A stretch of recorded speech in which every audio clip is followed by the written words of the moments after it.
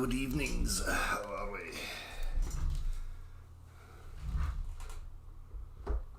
Teabag over there.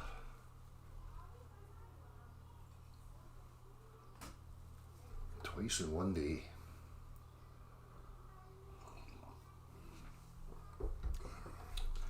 Sorry, only give me 2 seconds. Sorry about this.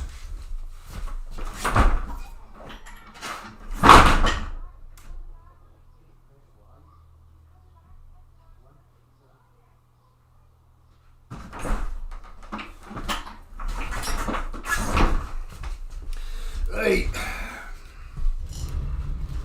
where were we? How's it going? Hello. Yes.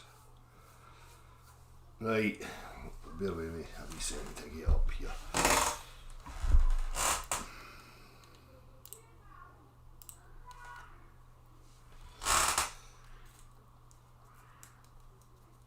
Twice in fucking one day, your cult leader is gracing me with presence twice in a day. Right, but no talk of Brussels sproutage this evening. We shall be academic in our chat tonight.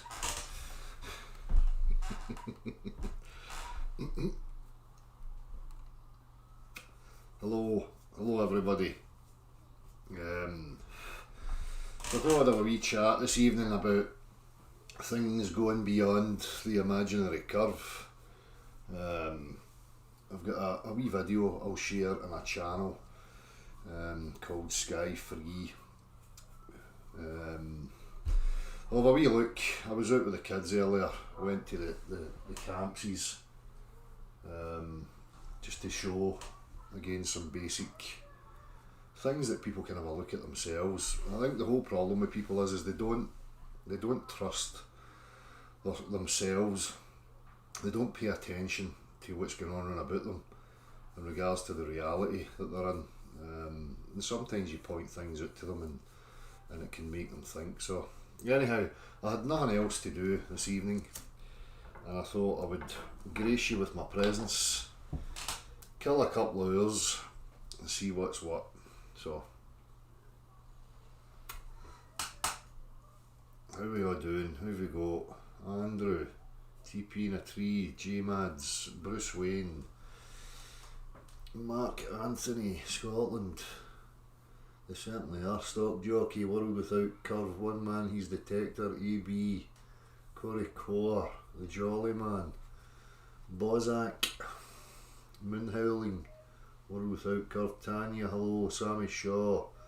Sammy, I got your wee email in regards to the hernia. I want to have a wee look at that. Paul E, Boom Me, Neil McCrobb, Tom Corner, hello. Alan Traherne, Moon Howling, JT the Game, I'm good. KJ, I execrate Andrew, hello. Millennium Fall, Daniel Pratt's next deleted channel. Lurking while working.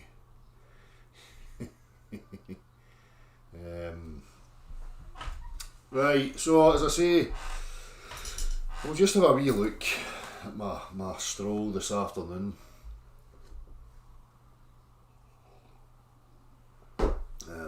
Let me just get it up here. I don't need this. So what was it, 149.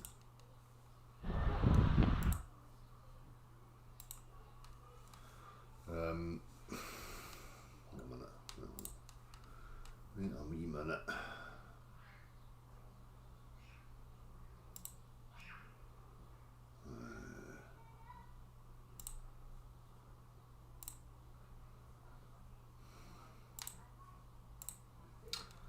So hopefully you're seeing that.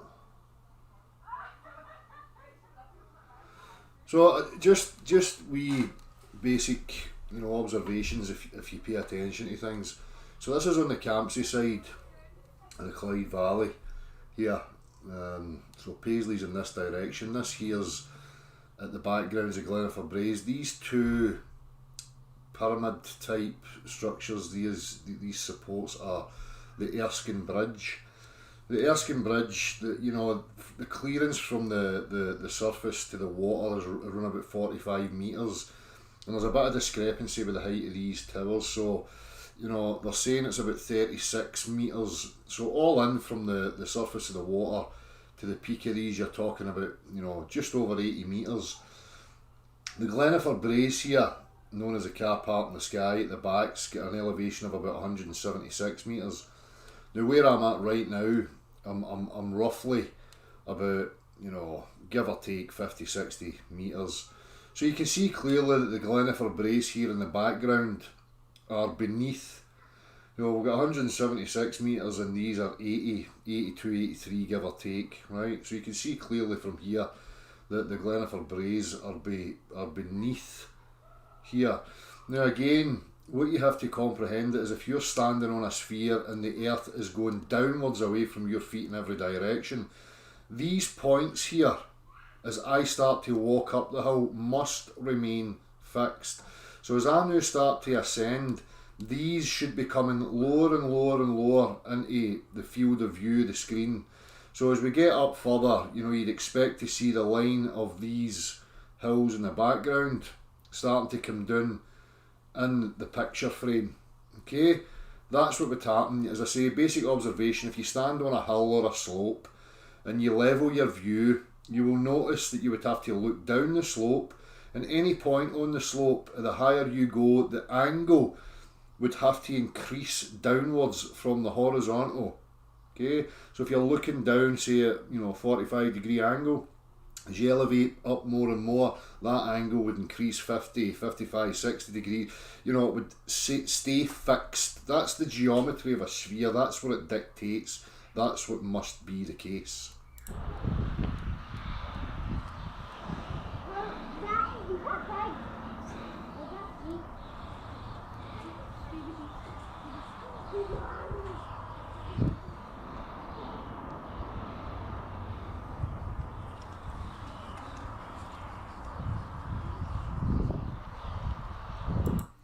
Right, that's just to give you a wee gist of where I'm here. Right, let me see.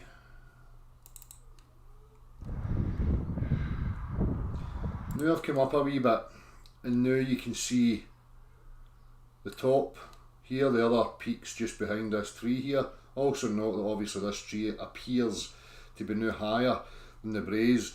So as I say, even the peaks of these and the top of the Braes, they're not lowering in the screen. They're remaining roughly at the centre of the picture frame.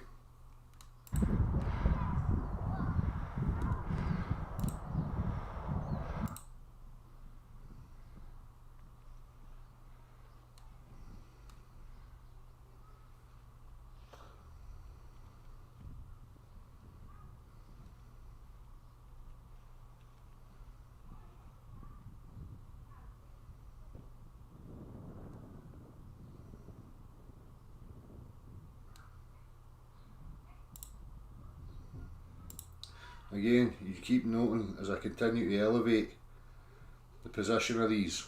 Now you're starting to see that even at the back here is starting to come up, and as I go further you'll see that obviously this point is above this point. Same for now the Braes at the back of the bridge here. We're now going up higher, so you can now see clearly the perspective that we have. This again is why it's important to note when these people in their sneakiness, their cherry picking of trying to delude people into thinking there's curvature. As I pointed out in the previous ones, they're beneath the landmass in the foreground, so that it creates that kind of parallax effect where the things in the background appear to be much lower. But I've just shown you there, I've gave you the height of that, I've gave you the height of the backdrop, and you could see in the previous that this was way beneath this. So if their argumentation is that it's curvature and you're looking, well, again, the centre of the field of view, the centre of the picture frame, these are no lowering.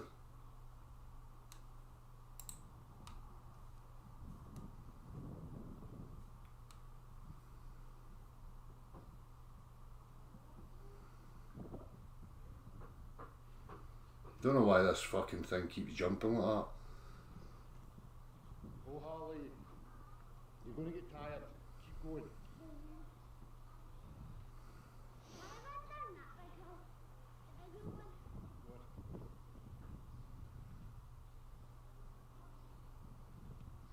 Tired, Xander? Steep, isn't it? Steep.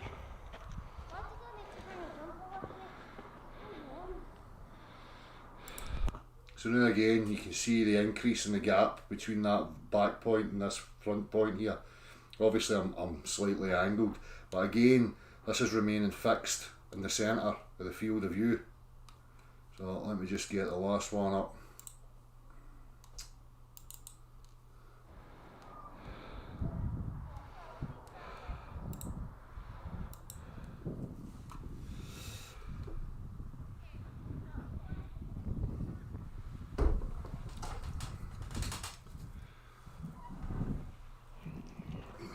Harley, what are you doing?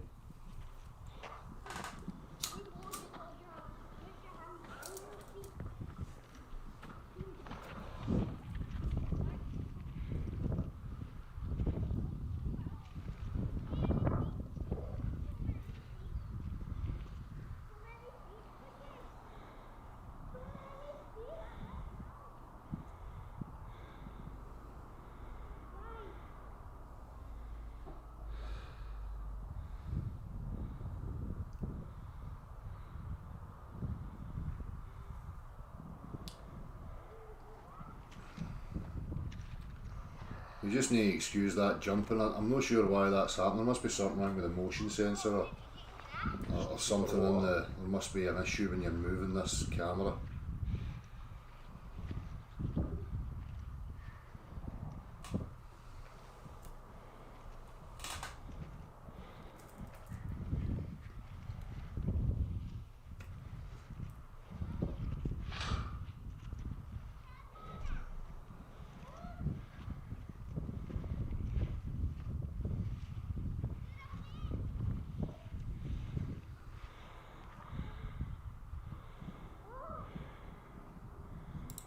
So again, now you can see it even more pronounced.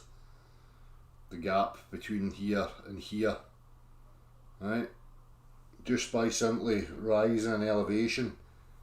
And as I say, you know, you're seeing that it's only within the space of maybe 30 seconds at a time here, and you can see the vast differences, even a minute or two of the difference.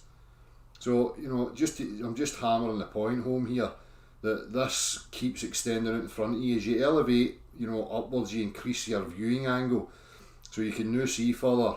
And again, as if I go back to the first video, when I'm at a lower elevation, lower than this point, these here in the background appear much lower. Okay, I know I've showed this so many times before, but who cares?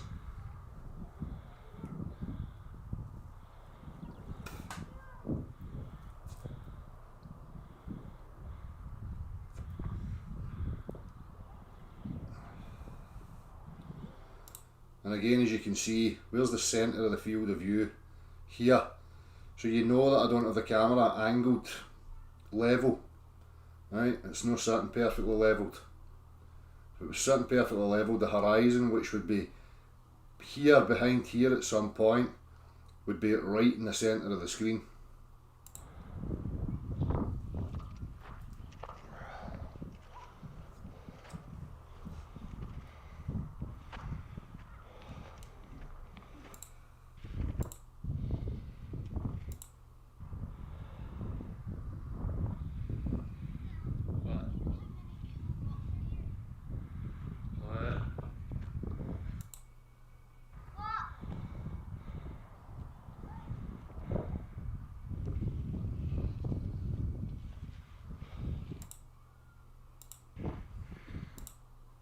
Amazing, eh?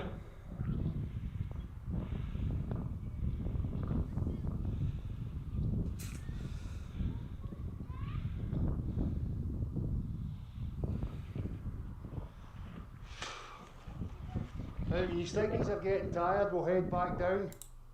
Exhausted.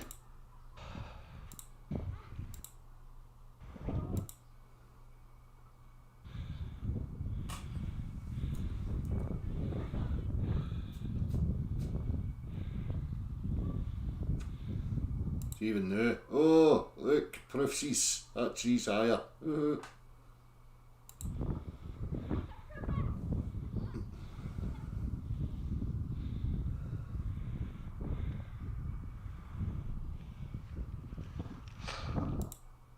There's a hawk. Put on the whole armor of God, that ye may be able to stand against the wiles of the devil. For we wrestle not against flesh and blood, but against principalities, against powers, against the rulers of the darkness of this world, against spiritual wickedness in high places. What the actual fuck is that? Oh, that's that. I don't know why that started playing. The final card. Anyhow.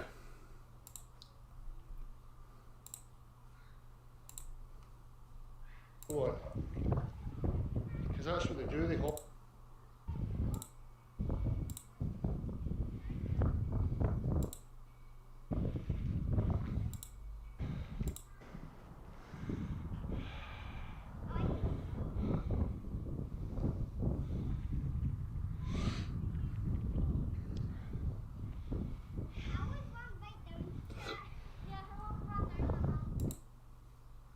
Again, you look at these and the position that they're in, and you look at the distance between here and here now. You just want to head back down. You're home.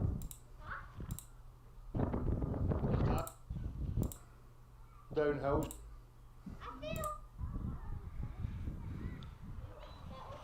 Did you? I think that's it.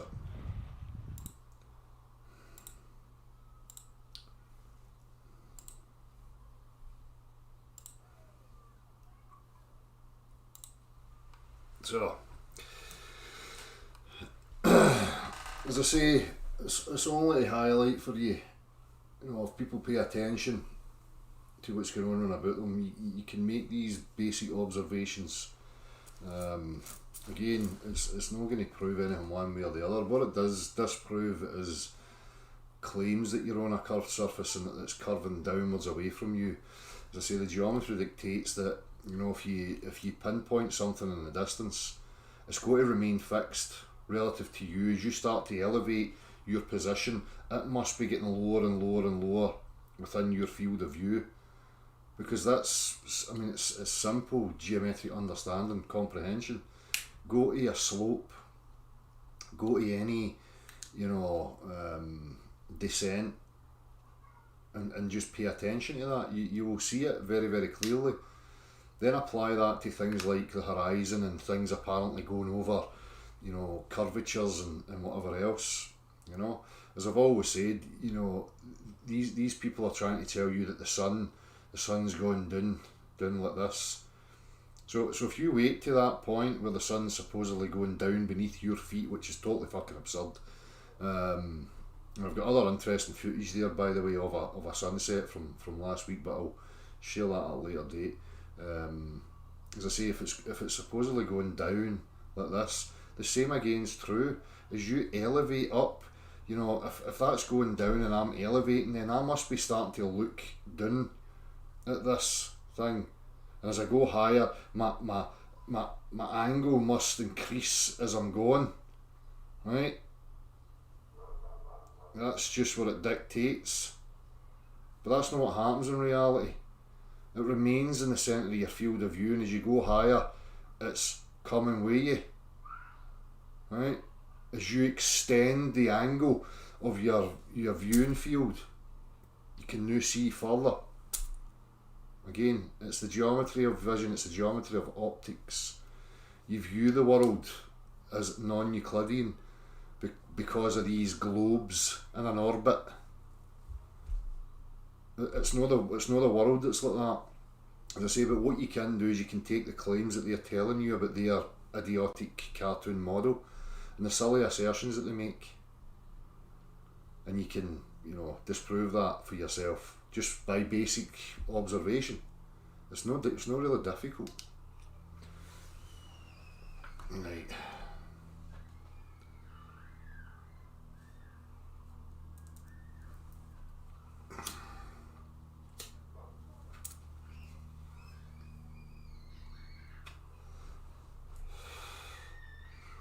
argument there's not smooth, how can it be a ball? No, don't be ridiculous. Just keep up that fucking nonsense. Mars is a ball, so is the moon. Whatever, that's your silly assertions.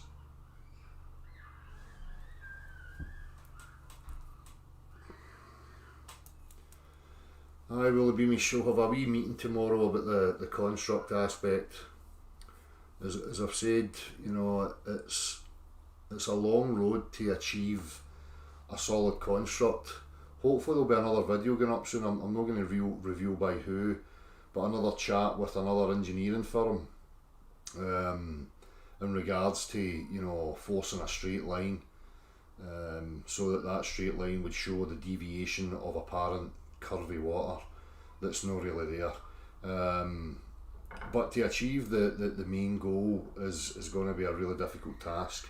You know, having to secure land, you know, the cost of materials, the manpower, some maybe other unforeseen overheads. So right now for me, I'm contemplating a way to do a direct measure much cheaper as a temporary, and always maintaining the focus that would be the ultimate goal, would be to have this monument constructed and left in place as a sign. I mean, this is how absurd it is. There's never been a direct measure of the supposed curvy Earth. It's just all rubbish. You know, you see it on the TV. You get actors on television professing to be scientists, telling you about ships going over curves and all this. You know, like they're speaking to you like you're still 6 years old. You know, in this day and age, and the amount of money that's spent on useless rubbish, you'd think it would be, you know, in everybody's interest to push towards having this construct done. In the grand scheme of things, if everybody pulled together, the money that the scientific community gets, the money that people at NASA get, the money that's wasted by politicians left, right and centre, constructing this thing is a pittance in comparison. So you have to ask the question then, why are these apparent objective, you know, inquirers, you know, whether they be globe earthers or whatever, why are they not pushing to have this done? You have to keep asking yourself that question, right? Again, I know why, and probably the majority of you here know why. So, let me see. I'm going to play another wee video for you here. This is a channel called Sky Free. I'll put the link into it, and I'll put the link in the description here. I hope that you go and subscribe to this channel and get them up enough so that they can maybe, you know, do lives or whatever, you know, they want to do. I think they need to have 1,000 subscribers. So hopefully by the end of this, you people are going to click on it and subscribe. The people who are making these practical observations and practical demonstrations, for me, deserve the support. And this is the kind of things you should put your attention to. So these people have managed to recreate, you know, waters going over apparent curves at a smaller scale, showing you that it's purely an optical effect, okay? And you could probably recreate the majority of this yourself. So let's have a wee look. I'm just going to play this video. It's about 10 minutes long, so if you're here for, you know, entertainment and me swearing and whatever else, then you're not getting that for the next 10 minutes. So let me first just stick a wee link to this video into the chat box. As I say, it'd be great if you go and you give a bit of support. So let me see.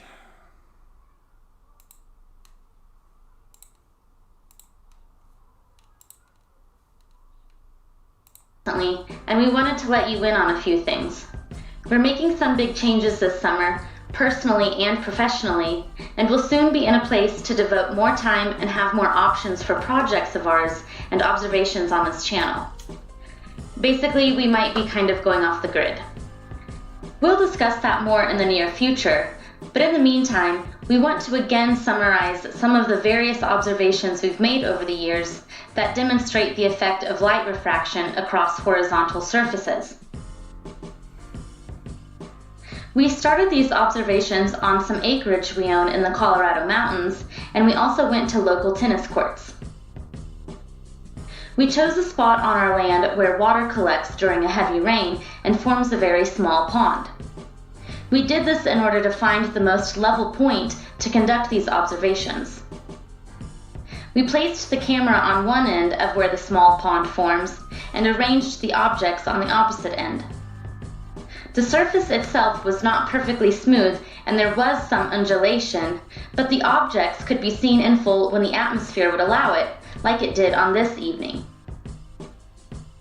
As you can see here, the full light from the distant objects was able to reach the viewer. We were at a viewing height of around 1 1/4 of an inch, and the objects were no more than 150 feet away.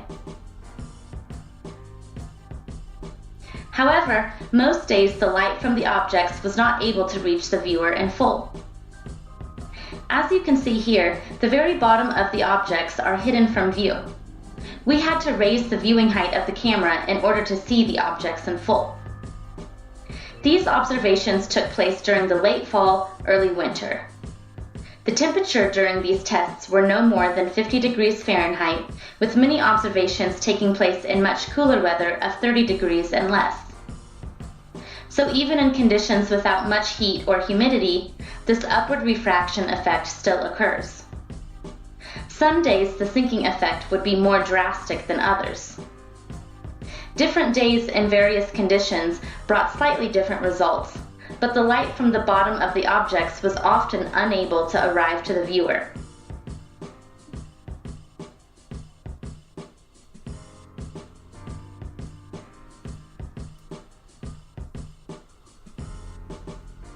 At the same time we were doing these tests on our land, we were also conducting observations over tennis courts and found that the rate that these objects were disappearing bottom up was very similar to the rate of the alleged curvature drop of the Earth and the amount of obstruction the globe model predicts. These observations also took place in cool weather of no more than 50 degrees, with the majority occurring in much cooler temperatures. Here we raise our viewing height, and the light from the objects can be seen in full. Next, we decided to make these same observations across small bodies of water. We made sure that curvature could not be claimed as the cause of obstruction in these observations by conducting them at a distance of 600 feet and less. At 600 feet on a sphere of our given dimensions, there would only be about 1/10 of an inch of curvature drop, and the horizon would be over 2,200 feet away from our viewing height. The same bottom-up disappearance phenomena is witnessed consistently and also at a rate that matches the proposed curvature of the Earth. Viewing from 1½ inches at a distance of 600 feet is equivalent to a viewer at 7½ feet viewing at a distance of 6.8 miles.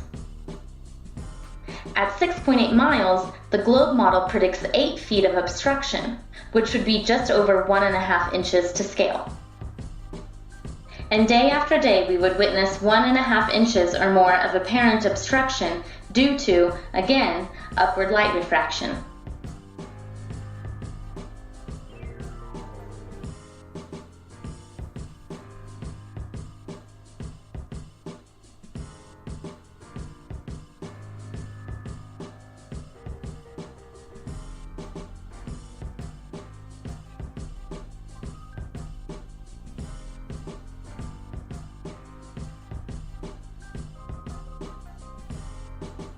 This light refraction that causes objects to disappear bottom up is witnessed in all kinds of conditions and also, at times, in the evening.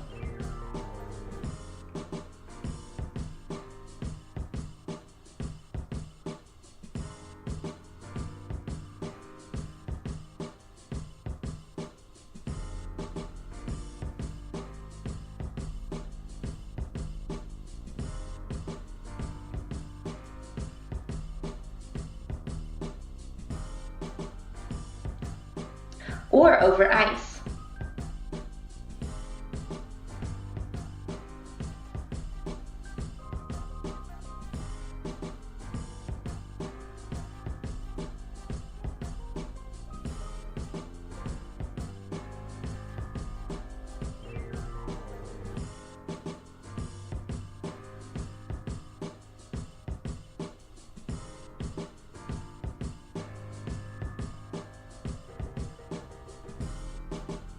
Again, these small bodies of water are horizontal, and the fact that the apparent obstruction witnessed matches so closely to what we see over large bodies of water is telling.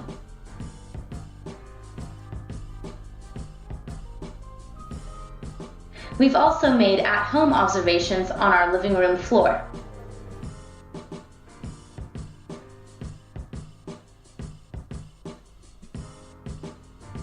By opening our patio door and letting the cold outdoor air mix with our indoor environment, this upward refraction sinking effect is again witnessed.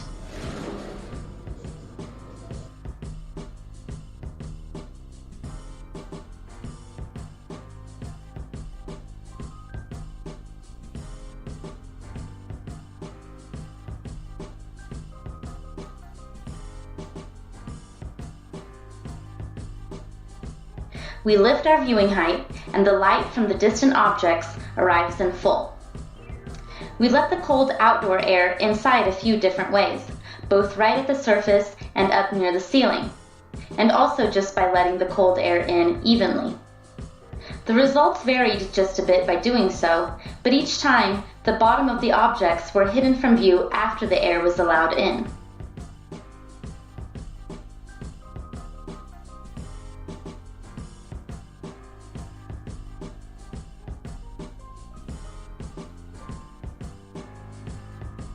And the full light from the objects would then arrive to the viewer when the door was shut and the air in the room evened back out.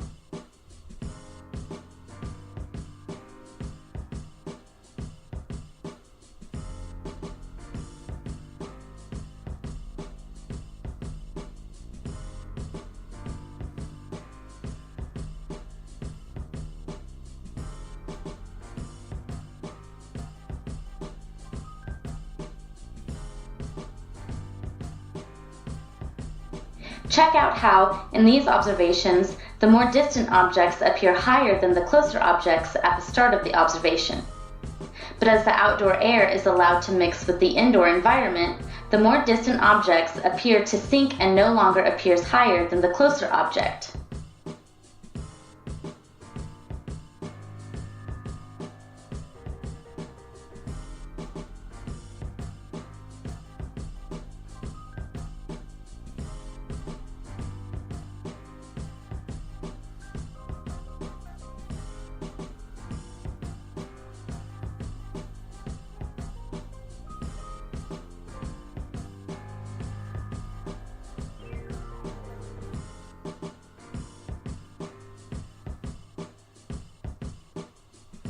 These observations demonstrate how upward refraction creates apparent obstruction across surfaces where no actual obstruction is present.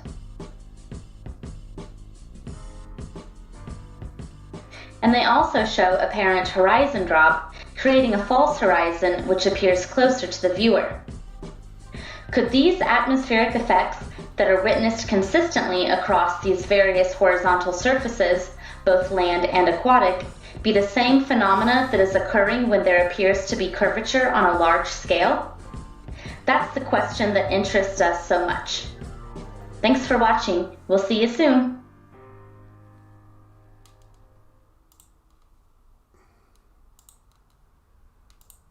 So, again, you can see these things being recreated at a small scale. Another channel is Heath Kermody. I'll need to look for that. There's other aspects as well. I mean, Robert's channel, Robert Matthews. Robert uploaded videos in regards to float glass and the process for creating these large sheets of glass and the methods, again utilising reality that liquids will find a level. And obviously these things can have curvature on them, which would have to be present, especially with liquids in the globe model, professing and claiming that it's always following the curvature of gravity and all this rubbish or whatever. In reality, it's not there. You can see these things for yourself. I'm sure many people on certain conditions have seen things in the distance on a road that become compressed and mirrored so that you can no longer resolve, maybe the tyres of the car in the distance, or the whole bottom end of the vehicle in the distance, or whatever it may be. But you know fine well that there's nothing, beyond any sort of curve. This is what I'm saying. The whole globe concept is a play on optics, right? And again, when you watch their argumentations, they will omit the geometry of optics. They will omit these types of things: compression, angular size reduction, how light subtends to the eye. They'll just totally skip over all that. And as Gav had pointed out before, you go to these kind of math books and stuff, and the stuff is just not there. It's not been accounted for. There is no real emphasis being placed upon it, which again should give you a clue to the deliberate aspect of the implementation of this globe earth concept, right? So, every time they try any of this stuff, there is always somewhere that you can look that will show you what's actually going on, right? As things go off into the distance, the angle becomes compressed, the air is becoming condensed. There's varying temperatures in there which causes upwards and downward refraction. Light gets scattered. You've got the reflection issue, especially when things become compressed, as you've seen in some of that footage there. And again, you've got to take scale into consideration. We are minute and tiny in comparison to the size of the plane that we stand upon. So, that massive expanse with you standing on it, I mean, if you've got a level surface and you've got something the size of a fucking, a tiny wee thing in there, then they're not going to see indefinitely, especially when you understand the geometry of your vision, right? There's a limited angle between something tiny here and something over here. How the light gets to you, if it's going to come in a straight line, is being affected. It's been pushed downwards or upwards depending on the conditions that's going on between you and that object. It's very simple, in regards to you being able to observe these things. As I say, the descriptors, the explanations, even some of the maths are just, hit and miss, because you can't be exacting with this stuff, right? And as I say, the globe earth is just a massive play on people's ignorance in regards to vision, how they perceive the world around them, and that's being used against them.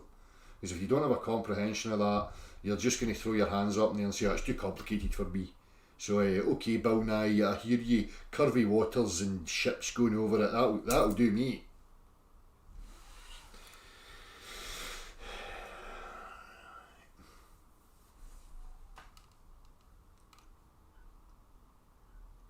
So,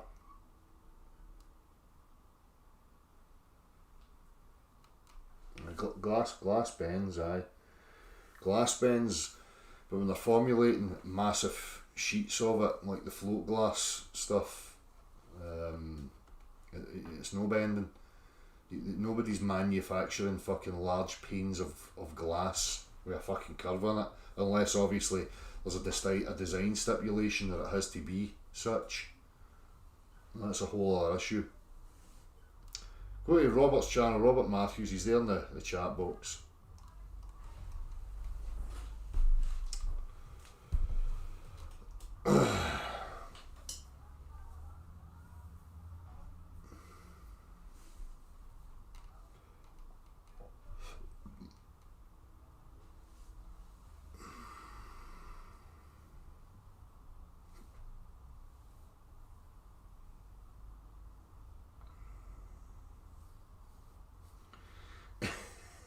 You got plenty of ball lickers in here, Daniel.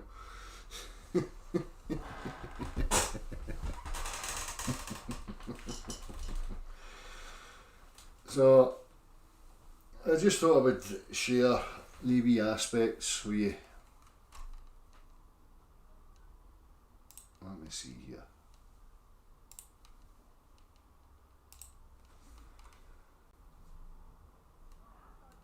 Right, good. We've got Sky Free over 1,000, which is excellent. Good on you. Right. So what I'm going to do, I'm just going to go while I remember.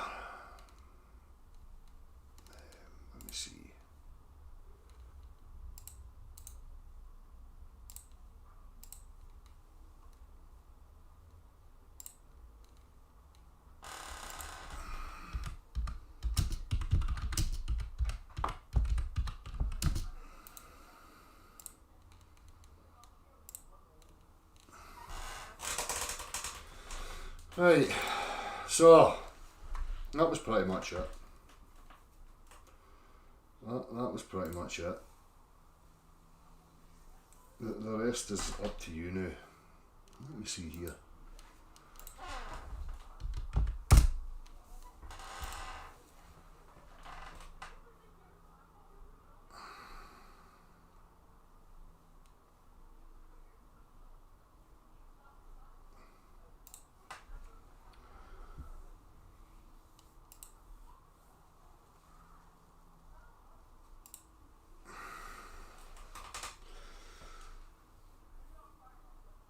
John, I'm not sure tomorrow. It'll be probably around about the same time as we have been going, around about 4 PM GMT. I'll put a wee video up quick just to let people know the links there. Anybody's welcome to come and pipe in. Nice one, Robert. So I mean, what else has been happening, people? I see you again, you know, if you're paying attention, spoke about the UFO thing, and a lot of people now are starting to cotton on to it. It's going to start spreading like wildfire. And again, you know, you have to consider the ramifications and how hysterical people may get when that happens.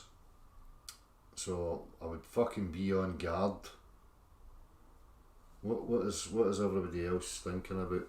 I've got fuck all else to say, really. See, I wasn't really planning on anything, but I just thought, fuck it, I'll go for a couple of hours and go through some of that, you know. All the rest of it, I mean, I've done it a million times, and I probably will again in the future. I think this week I shall dip my finger in some salt and rub it in the big hole, the big gaping wound that is gravity. We'll go back over gravity, motion, push, pull, and talk a wee bit about that. So, I've got a big dollop of salt ready to fucking rub in. They don't like it when you start talking about gravity. They hate it. So, I'm going to prod them.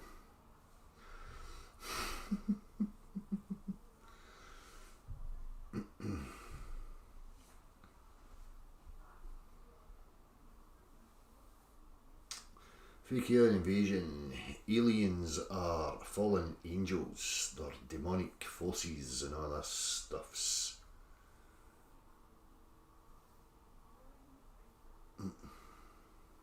Emerald Rider. Hello.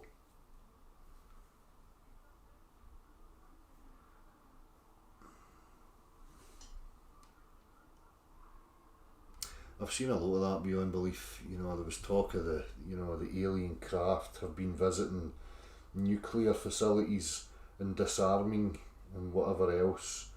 Do you think maybe the constructors of this room, this machine, are a wee bit worried that we may knock it?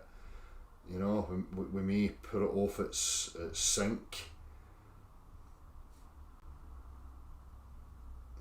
It's all possible. I mean, I've heard all these stories. I'm pretty sure you've heard all these stories as well. As I said the other night, the main thing for me is just to be observant and not to look at any of the stuff with any bias, or at least try and be aware of your bias, right? Because you don't want to get swept up in any fucking rubbish and find yourself in a rabbit hole, right? But there's going to be a lot of smoke and mirrors. There's going to be a lot of disinformation and misinformation and, you know, misdirection and, you know, all the usual tactics. So for me, it's just a matter of paying attention as it unravels and trying to decipher what's going on.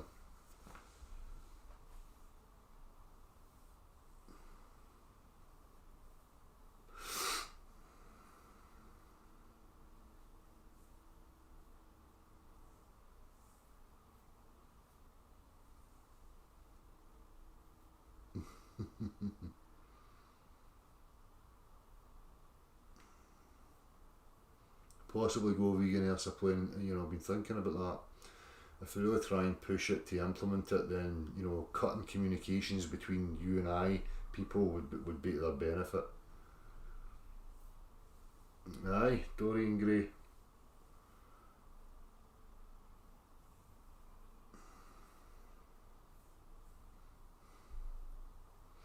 Even Werner von Braun, spoke apparently about how the final card that they would pull would be the alien thing. We've all heard the Reagan speech. That's why I was saying about, the precursor to this would be the coronavirus thing. It's not about the virus. The rhetoric of that is an invisible enemy that unites us all. We must stick together. And you remember the Reagan speech about wouldn't human beings, if they realised that we had an outside threat, all of a sudden, realise how much we had in common and kind of come together, or something along those lines. Yeah. Anytime we start to hear that it's for the greater good and any of this kind of emotional, fucking irrational, illogical, ramblings of how we should behave and how we should have unity for greater, without any specifics, that's when you should have alarm bells ringing.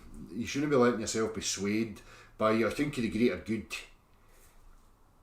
Who's greater good? What unity? What do you mean? So, remember here when they started this off, and how they had people out clapping like fucking seals for strangers who were in hospitals making TikTok videos, having a great time. People are out fucking That's how easy it is. So, big aliens, we all need to come together, unite, applaud one another. We have a common enemy.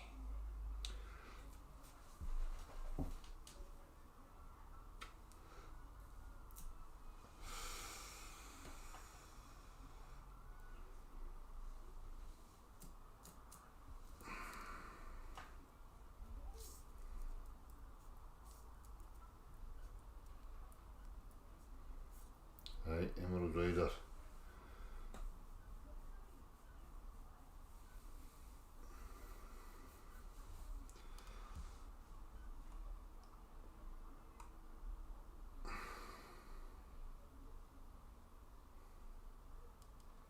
Aye, Daniel, as I say, you can see all this being set up and getting people used to this type of thing.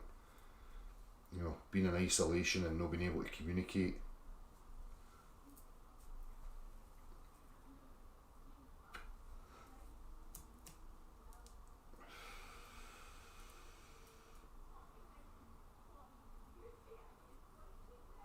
ST3PO, I'm really desperately requiring a tattoo artist. I've got so much unfinished and I don't have the funds to get them finished. I'm like a half done colouring book. So I would take you up on that. Possibly, Jack. Possibly. That comes from the biblical type stuff, separating the waters from the waters, and that, we're submerged or we're surrounded by a medium that is a fluid or a liquid of some kind. Yeah, when will you be able to prove your theory? What theory is that, Bruce? You better start articulating things properly, Bruce, or you're getting fucking kicked off the chat box. Right? Be specific in your questions.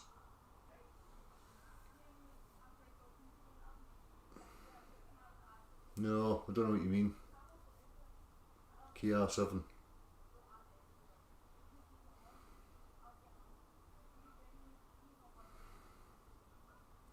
Pagan 3, it's all about, for me, restricting movement, restricting exploration. The narratives are filled with telling you that you can't explore, it's all been discovered, the exploration's new off-planetoid stuff that only special people can get to. We've got border control, passports, restricted areas within the confines. It's it's there for everybody to realise if they just snap out of their fucking dopey dream world.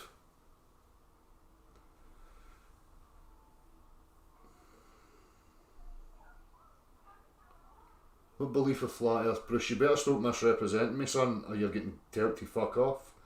I don't have a belief in a flat earth. What are you talking about?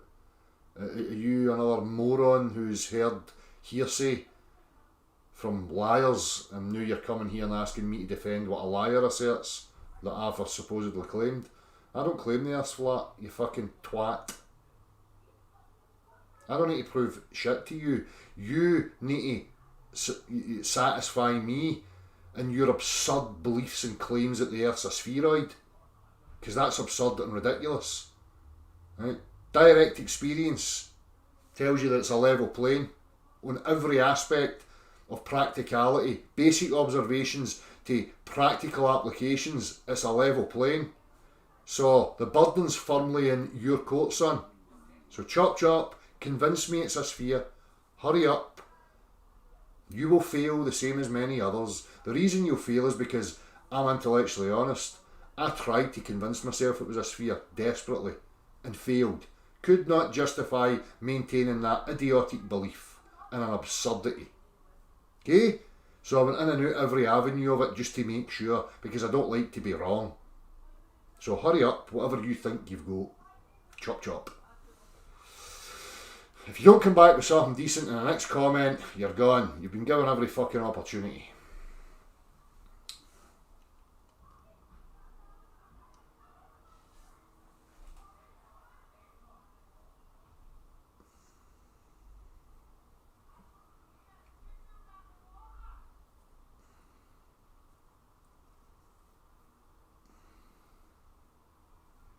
Of course, Martin Allen, of course.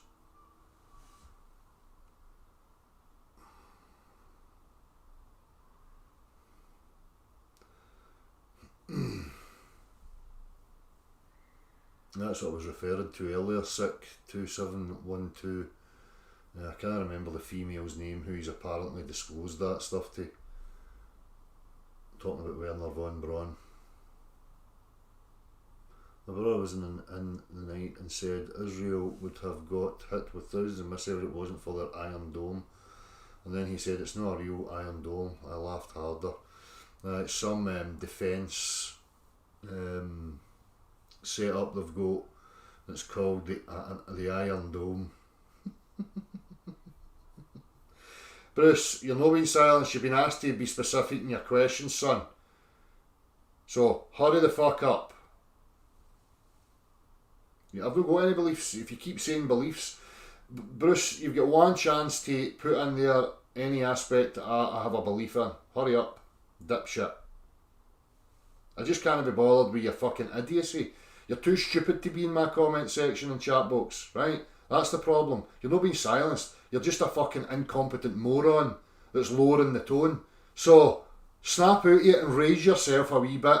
Challenge yourself to come up the way and see if you can perform better, right? Stop hanging about with reprobates that are keeping you stupid. You've got one more fucking opportunity.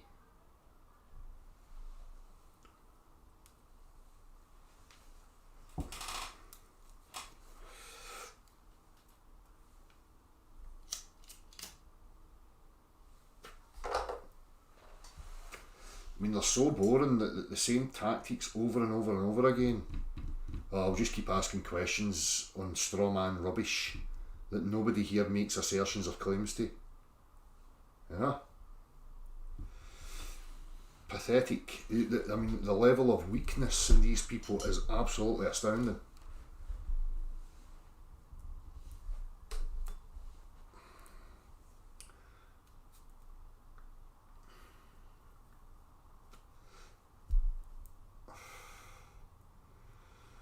There's a lot of discrepancies there, especially the Diomedes, Eric Hartel.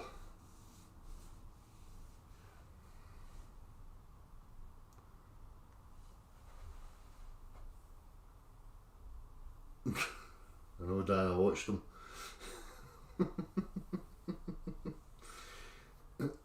Carol Rosen, that's the very one, John. Carol Rosen was the one who professed that she was secretary to von Braun, and he disclosed to her that the final card would be the alien thing.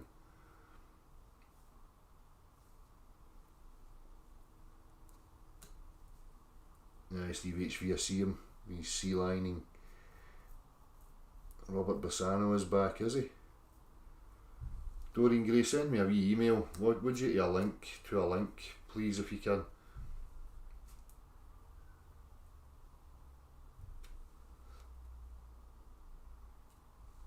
So that was on the channel, is it? Beyond Belief gaming videos.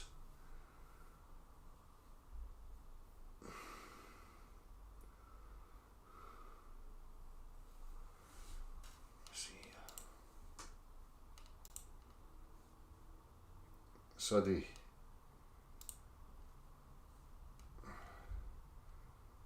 If it was on the news.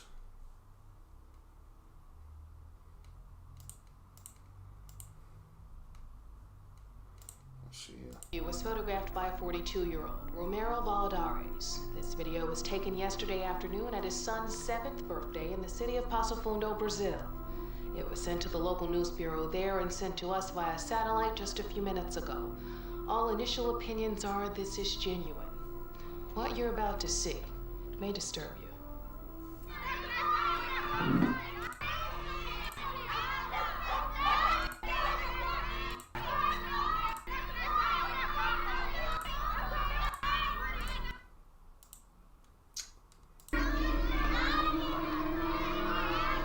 Move, children.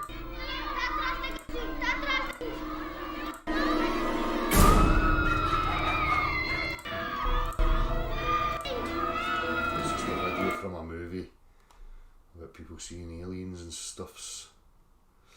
I mean, remember, I don't know if anybody remembers Orson Welles' War of the Worlds, I'm going to say around about the 1930s or something. You know, showing the power, and that was only radio. The amount of people that were triggered and thought that there was an alien invasion happening because he read War of the Worlds through the radio.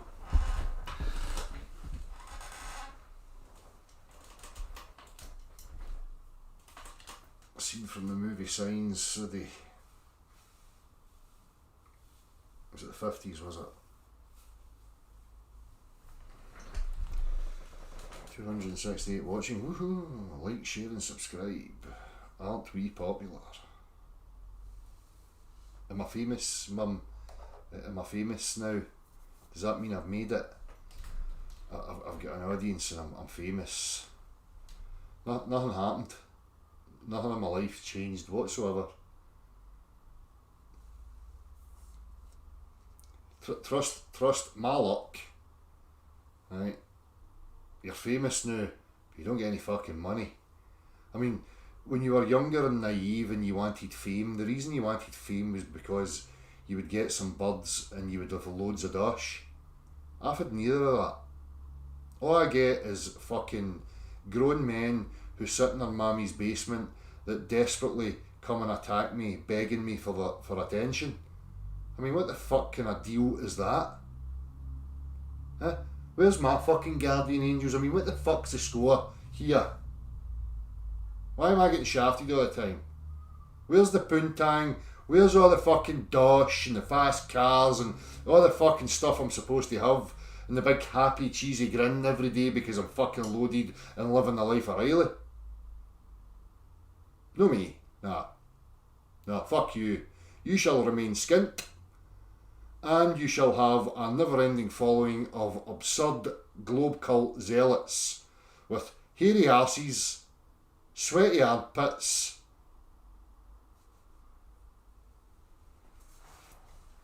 fucking guardian angels. I've got a bit of fucking answering today, telling you.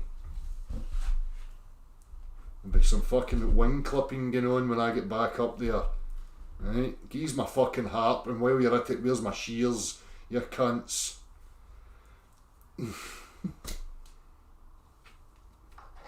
My cloud better be fluffed.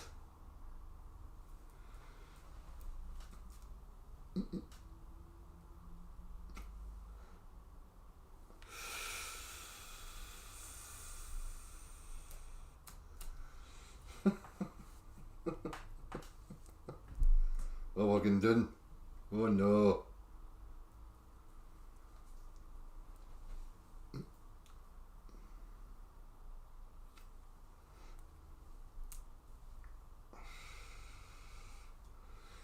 Nothing Bristolian, just talking about how we've got 260 people watching and we're famous.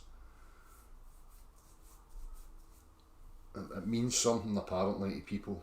I don't know what, right enough.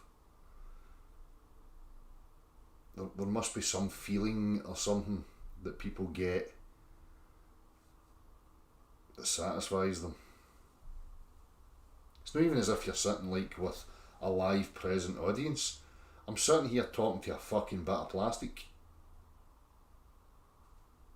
As I say, it's just not the dream. Right? I'm not living the dream. It's not my idea of fame and fortune.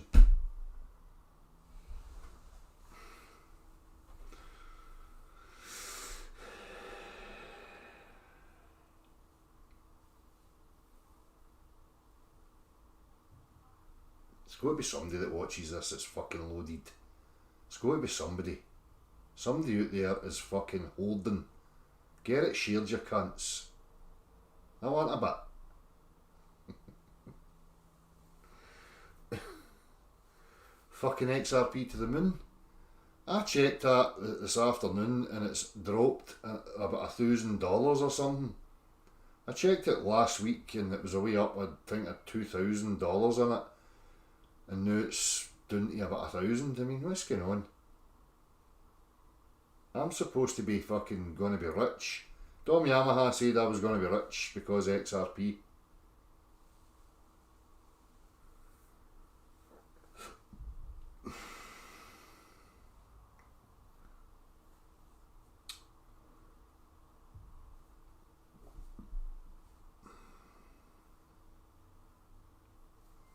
Don't start with crypto. I don't really comprehend money at the best of times, never mind this stuff. I'm not really interested in it. As I say, Dom was kind enough to send me some XRPs and whatever and had set it up. I've had no input in it whatsoever. I have no interest in it at all, other than I'm a millionaire yet. And it's not happening.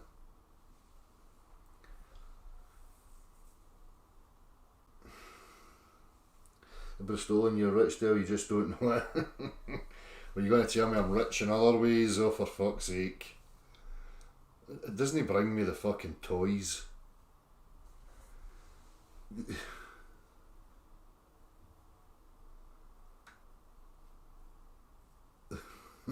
You're a Satanist, Daniel Pratt. You've just confirmed it. That's terrible.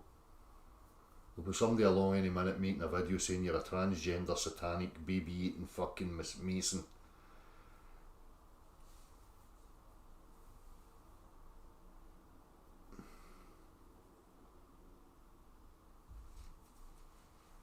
You think the flat earth's turned into a distraction or whatever. Heard all this pish before. Everything's a distraction. Everything. You could say that about anything.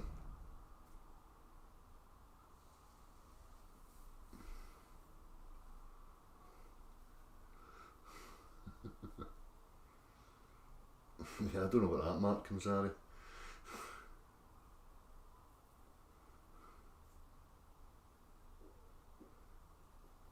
Well, there is that, Rich. There is that.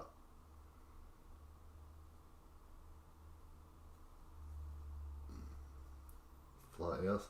Flat Earth has always been a misdirection. I've been one of the only ones that's been outspoken about that. There is no flat Earth. Right? It's no flat.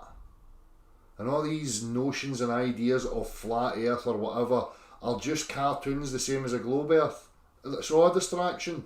Globe Earth's a distraction, flat Earth's a distraction, concave Earth is a distraction, the political arena is a distraction. You know, any facet of the delusions that we're a part of right now are all distractions to distract you from asking the fundamental questions of who the fuck are ye, what are ye, where are ye, why the fuck are ye here? Right? So if you get that in perspective, then you'll see that anything that takes you away from those questions are distractions. Okay? I've been here, Muggins here has been sitting saying that stuff for nigh on fucking 6 years now. Okay? You don't need to come telling me as if you've figured something out. Because you've no. You're a bit late to the party.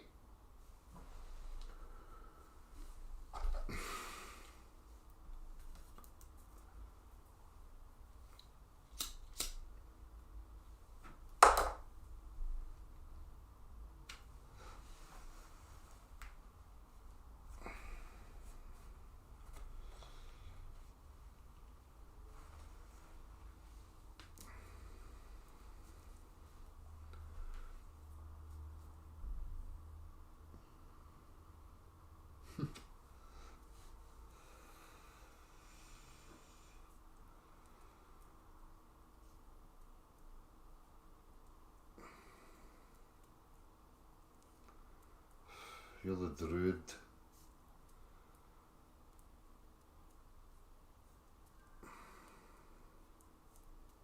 Of course it is, T-Sean.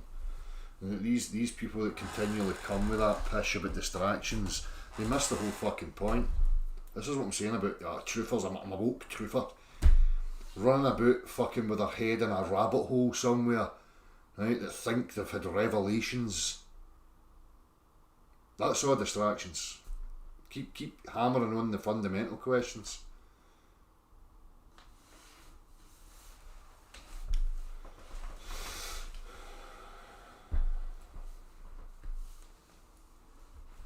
No, Corey, I wouldn't be smoking that while I'm on here talking to a piece of plastic. I would forget what I was saying and drift away into my thoughts.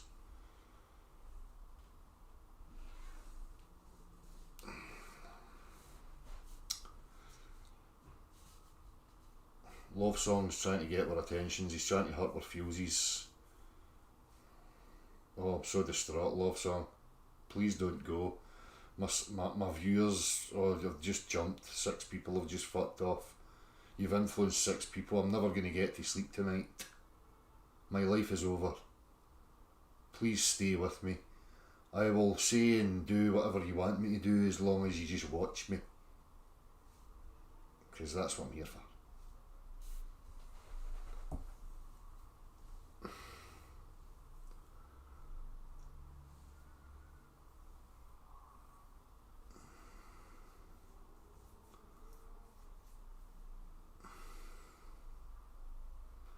I asked Lee Griffiths if he's ever seen Bendy Water. What are you talking about?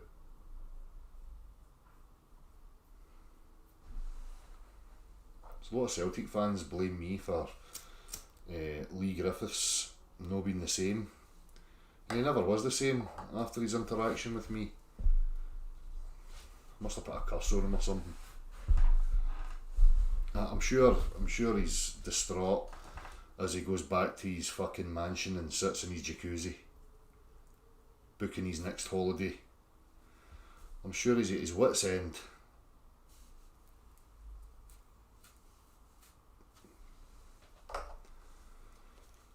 The weather was alright today. It's to be back to shite again as usual tomorrow.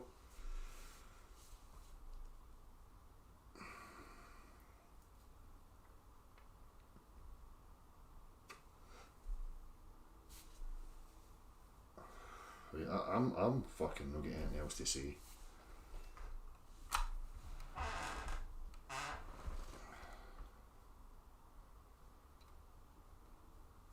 I would say so, Willie Beamish. Well, there's people that know a lot more, which is why the globe concept was implemented.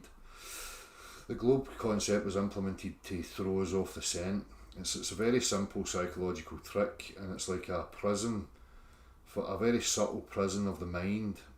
So you're contained on a delicate, finite sphere with nothing left to discover and no way off. That's it. So when people adopt that, it's in the background, and their whole life from then on in is centred around that narrative. So they're never going to ever go there. They're going to, even if they do stumble into questioning or reasoning their existence, they're going to try and do so from that faulty foundation of assuming that they're on a fucking sphere zipping about an infinite vacuum.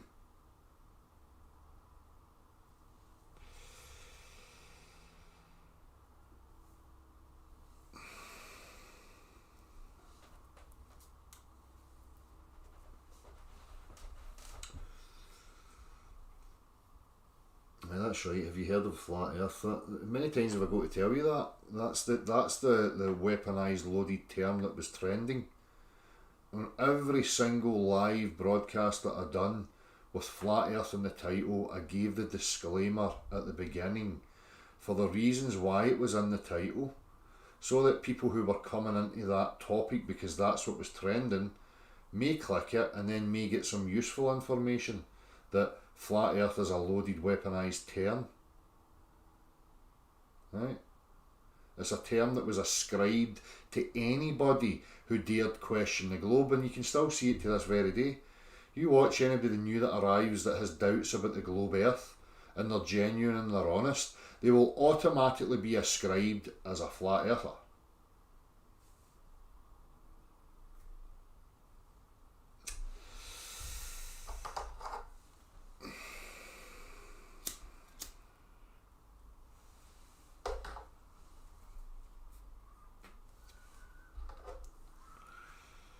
Andy Taylor, Brock over here, and I'm a scrapper. Good for you. Good for you.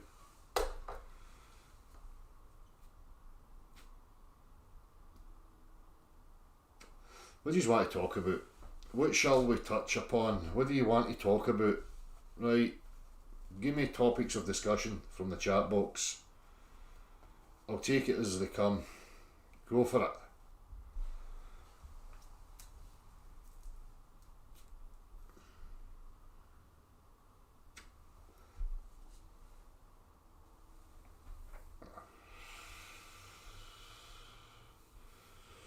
No, Brandon, you're not dragging me there. No way. Vaccines? What the fuck?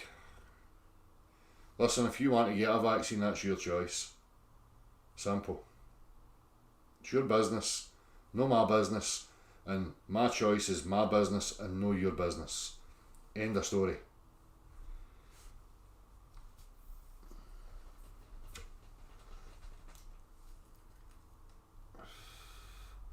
Vaccine passports become real, not a fucking chance.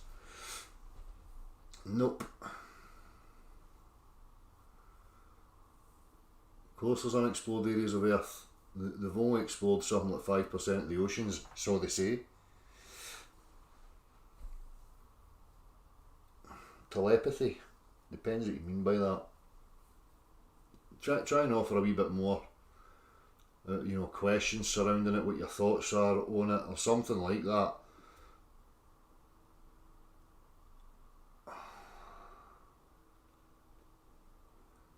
Now, topic: why someone want to create such a brutal reality? For what reason? Because the aspects of motion requires energy constantly being put into something in order to keep it moving. So if the way physical reality is, it seems to be that way. It seems to be the only way that it can function. Something has to be consuming something else. There has to be a replenishment of energy in order to keep it going.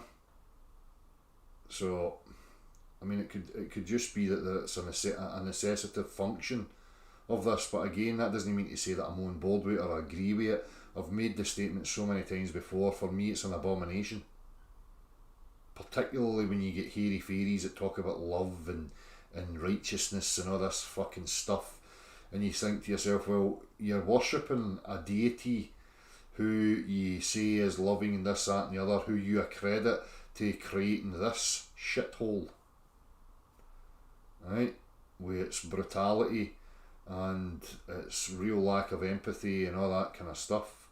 So for me, it's an abomination, an absolute absurdity. Let's talk about dirty places, right, you Dan?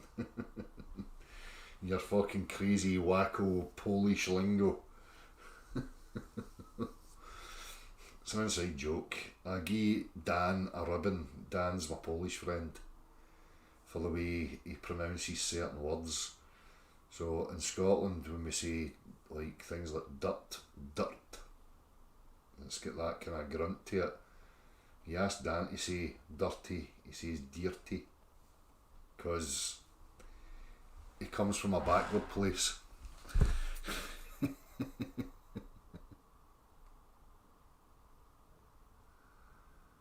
No, I seen it, Dan. I seen your comments. But me, Del, do you find life boring? Sometimes. Sometimes I find it boring.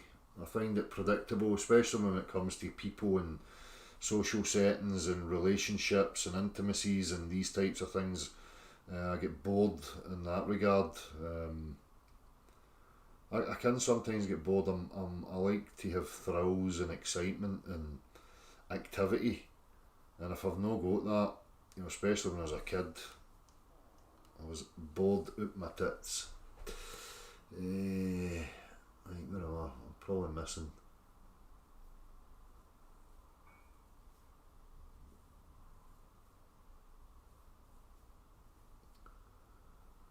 What is the moon made of?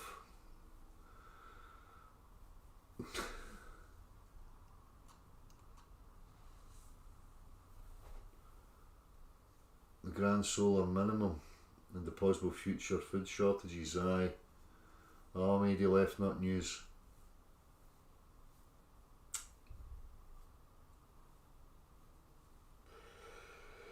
So that's apparently what's happening. And that we're going to go through a cooling period. Is a nuclear weapons industry fake? Well, you would need to show me one. Show me one. Again, it all comes down to claims that are being made, assertions that are being made. That the burden lies with the affirmative claim.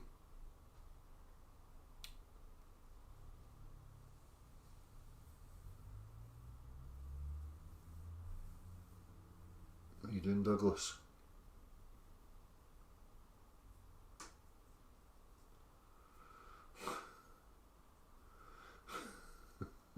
Not like to keep your belt, your pants around your ankles. 1, 2, 3.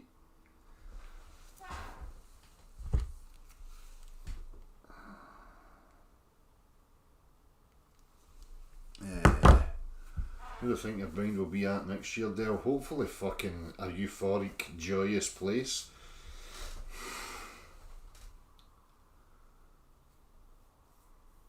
It would take a massive effort, Mega Noob.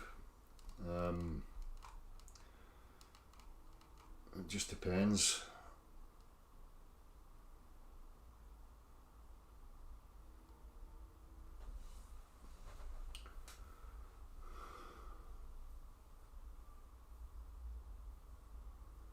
Thoughts on questioning the historical narrative? Well, it's history. A lot of it's just trying to, you know, decipher what's went on. You know, history for me is fabricated. It's bullshit. Going to fly into space to stop the aliens, Steve? You gonna send me some of that smoke? I'll join you. Brian, I sent you a PDF. Nice one, Brian. A day, Corey, I've said that before, just to have activities. And I've always had the problem in life where why do we have to deal with this shit that's going on? Why are people not looking out for each other? Why do we have homelessness? Why do we have poverty? Why do we have all this trauma going on? You know, when, for me, I can only speak for me, I just wanted to seek out the fun and the pleasure aspects of existing. Right? All the rest of it can go to fuck.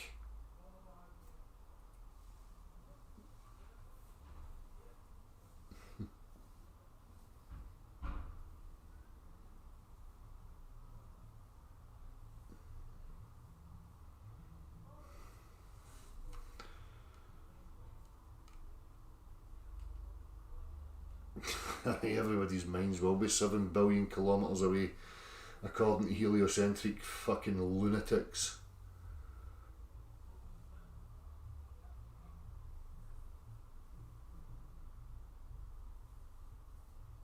Well, you could, AB, obviously just the same as anything else, you would have to be on guard and be well aware of your environment.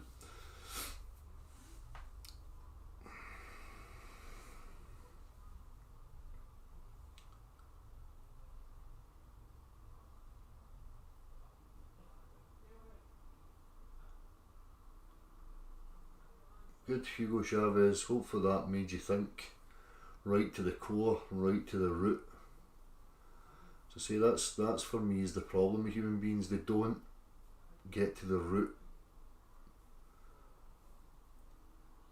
It's going to be an interesting one, Mike. Very interesting.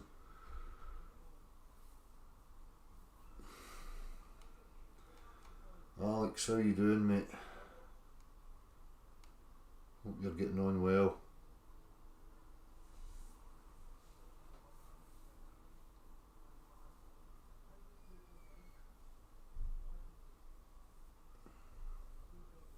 I've heard Anthony to listen.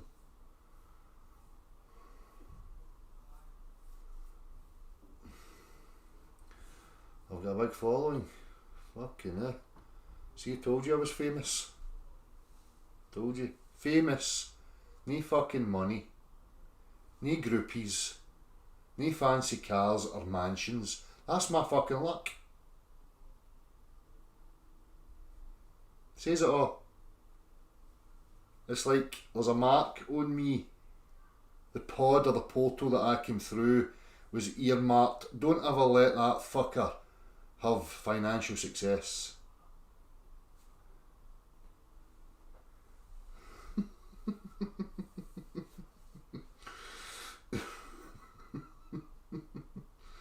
I think we needed to get beyond Antarctica.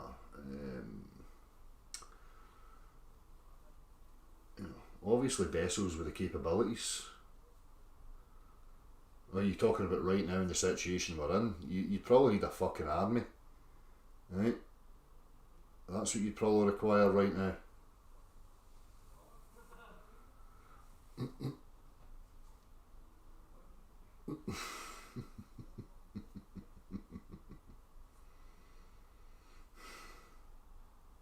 Live in a very beautiful place. Thank you very much. It's fucking sky, dirt, and green stuff. It's the same everywhere you go. There's high bits and there's low bits and there's a lot of water about. I've never understood that. Oh, it's beautiful. It's beautiful. Is it? So all these patriotic fucks, right, that ascribe and attach themselves to some fucking, I come from Scotland. This is my homeland. It's fucking dirt. It's dirt and grass, you cunt. What are you talking about?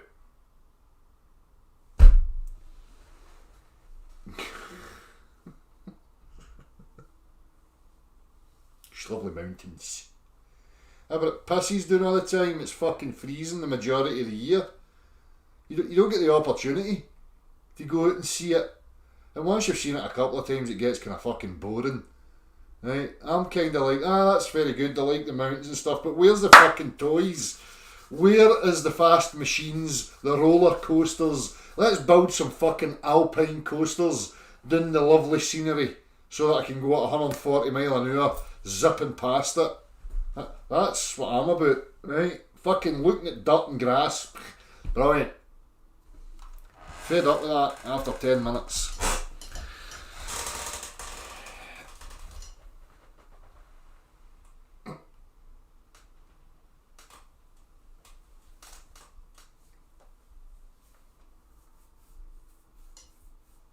A lot of people fucking hating on me now because I dissed their homeland like it's a thing, like a person. How dare you fucking slander my mountains?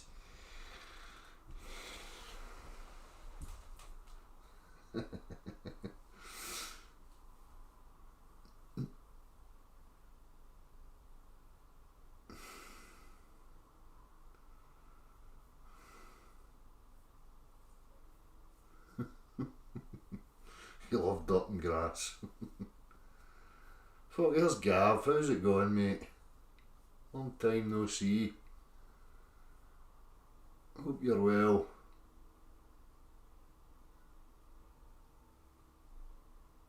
You know, where I'm at right now, as I say, I'd be quite content to get up every day, put a pair of shorts on and go into the sun, go for a fucking swim, maybe catch some fish, make a wee fire, have some nice food, get a bit of a nice bit of smoke. That would be about it. Throw in some motorbikes and I'm easy pleased.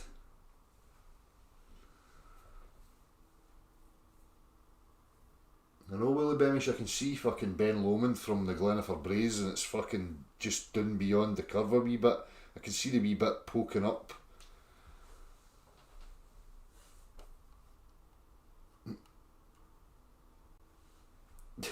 That's why golf was invented, because walking in mountains is boring.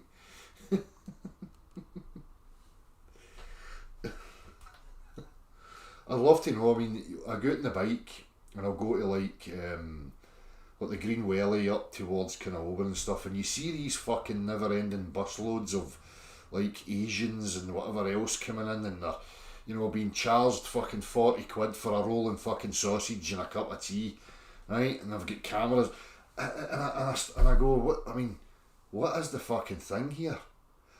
You know, it's like a romantic idea, I think, that has been marketed to them, and then they pay all that money and they come here. But surely, if they were honest with themselves and not trying to, you know, cling to the idea that they had, surely they'd be going, aye, right, it's a fucking big rock, and what?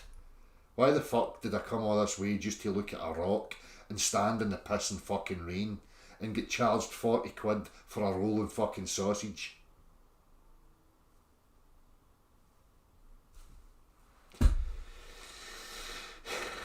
I feel like you're up and saying it to them. Like, are you really satisfied? I mean, is it so you can get back home and go on Facebook and say, look how windswept and interesting I am? I went to Scotland and I took a video of a big fucking rock with grass on it.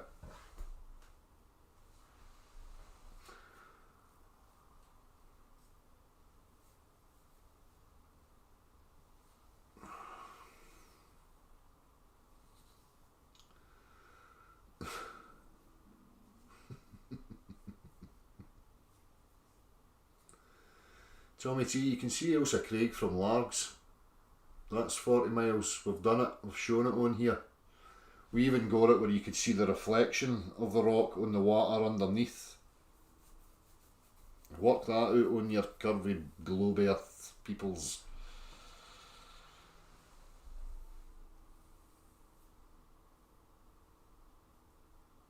Right, that's what I think, beyond belief.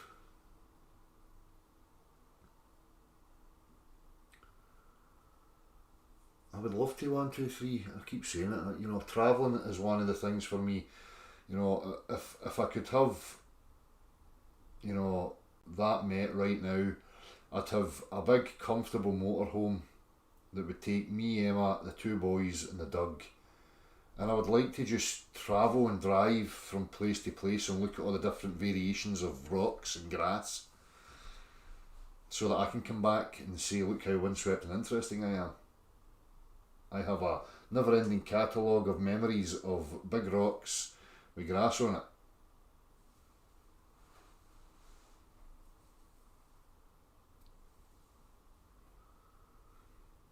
I would love to, Tanya. It's, as I say, the fucking, my guardian angels are not allowing me to have that type of money for some reason. I keep saying to them, you know, I keep trying to have a conversation with my guardian angels and say, look, you cunts. Right, I've had 40 odd years now of poverty. I think I've passed the test. Right, I've come through that test with flying colours. Now I want to be tested on wealth. I want to see if my character's corruptible when I have loads of dosh. I think I deserve that test, and I'm still waiting for it to begin. Right, I'm still me after all the poverty and the anguish and the pish. So how about the other end of the scale now, right? Get me tested. Let's see if I can maintain my character, my integrity. Make me rich.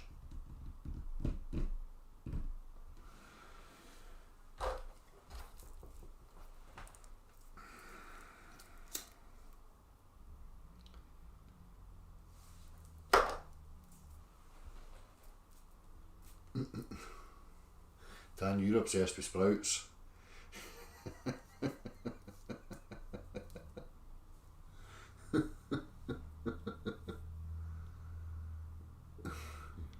You've had over 50 there, it doesn't change.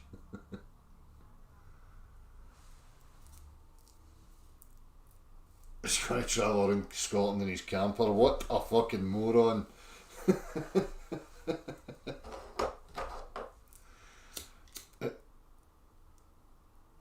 I would just chase the sun about Right, where's it spring and summer? I'm going there now.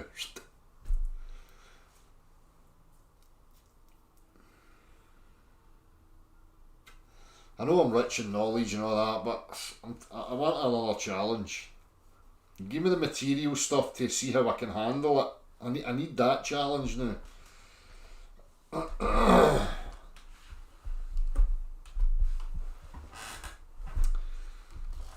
I guarantee you I'll no change, that's the challenge, right?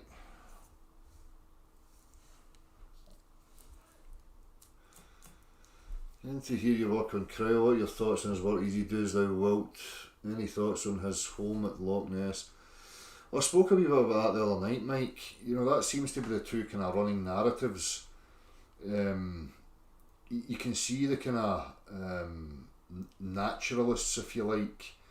So that would be termed materialism, Satanism, you know, any of these types of things. I'm going to eat your face. Come here. Come here. Stealing my crisps. Anyhow, what was I saying? Aye. I mean, I'm not a proponent of anybody's philosophy or any of these people. That's certainly not what I am. But what I always try and do is to see it from other perspectives. So guys like Crowley and these people go from a kind of nature philosophy where you have the observation of, well, everything here is eating everything else. There is no morals, there is no ethics, it's do as thou will, you know. And they indulge in that type of philosophy and go at it wholeheartedly, where they'll indulge in, you know, other desires. As I say, they don't work on a kind of moral ethical code, because under nature or the natural order there is no ethical moral code. That all comes down to human beings and their ideas. But again, that doesn't mean to say that I don't comprehend why, you know, people would opt for like religions or these kind of spiritual aspects, because again, if you want to impose an order on the disorder, then you have to have good grounds to do so. So what better grounds do you have than to claim that you have authority from something that transcends us, you know, into the metaphysical gods, whatever it might be.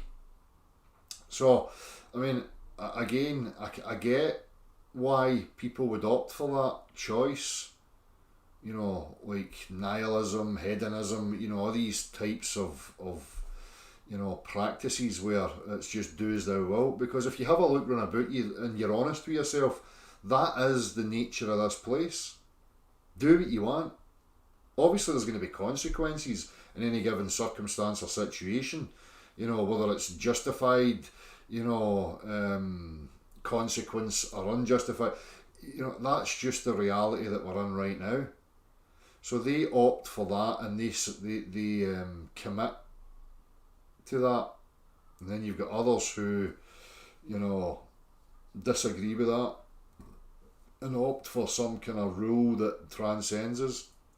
I mean, you look at the whole system that's built upon that.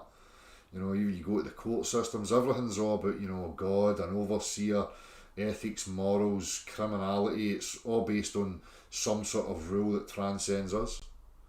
So, as I always say, it's not about shutting down one or the other. For me, it's about taking in as many perspectives as I can, and particularly the ones that scare me or I feel like I'm trying to, you know, shun away. I have to look at that and say, what's that insecurity about? Why am I doing that? What I need to do now is face up to that and actually go and try and comprehend what's going on, rather than being affected by propaganda, scare tactics, you know, stories, narratives, all that stuff. So, I hope that answers your question.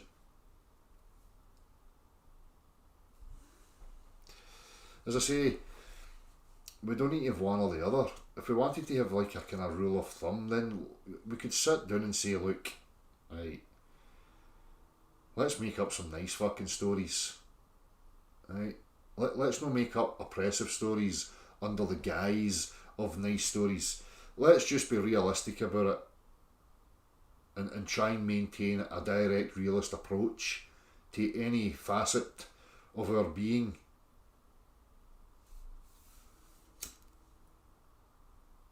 I'm probably rambling on. Maybe you don't even know what I'm fucking talking about.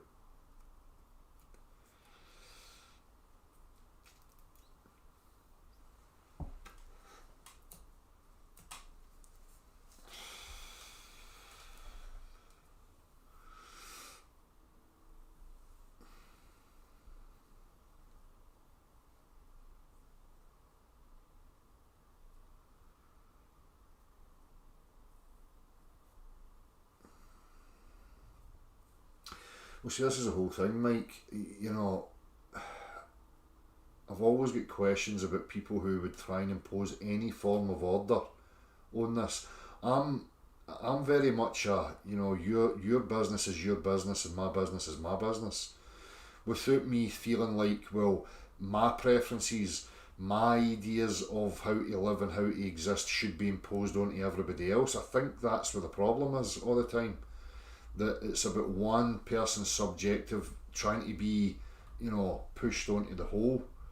And for me, you can never do that. You're always going to have resistance. You're always going to have issues with that. You know, as I say, we can separate things now. It's a matter of using your intelligence and your ability to reason and having a separation of objective necessities or objective goals and separate those from subjective. So we can identify that. You're like, you know, a community, just for talking's sake, well, it would be beneficial for us to have, you know, a road system so that we can move freer and we can get to each other. So there's an objective task. Do people agree on it? Right, okay, know what's required, blah, blah, blah, blah, right? As soon as we start going, well, the best colour in the world's blue, so therefore we need to lobby in Parliament so that it can be established that if anybody ever says that red's the best colour, they have to be fucking brutalised and thrown in jail. And I'm using that just as a silly example, but a separation of objective and subjective would be a massive step forward for people if they learned how to identify that and learn that your subjectivity is your business, nobody else's.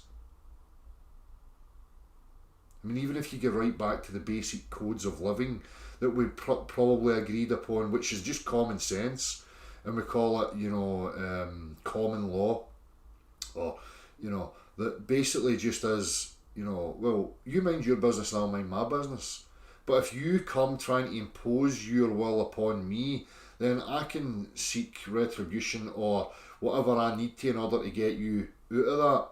You know, so we then took it one step further that from, you know, one-to-one into like a external authority who would be a mediator between two parties, and for me that's when it starts to just fucking go away to shit. Anyhow.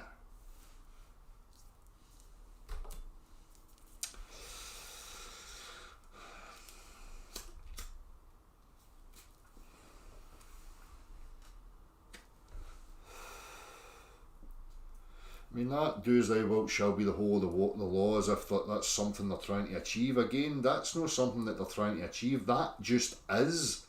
This is what people are terrified of. Do as thou wilt just is. That is what's going on. That is reality.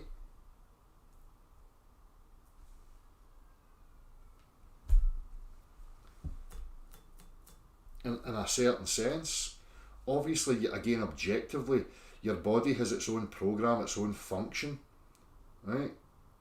So, with you saying, you know, we're talking about will and you know, your desires and blah, blah, but the body has a basic function, and you don't really have a say in that. You know, how it regulates, how it processes, you know, its desire for sustenance, i.e. eating, drinking, you know, these are things that are not happening through your volition. They're being driven by some other aspect. And again, that's something for me that people need to start paying attention to, because it's like no matter of suppressing fully the material in favour of the metaphysical or suppressing the metaphysical in favour of the material.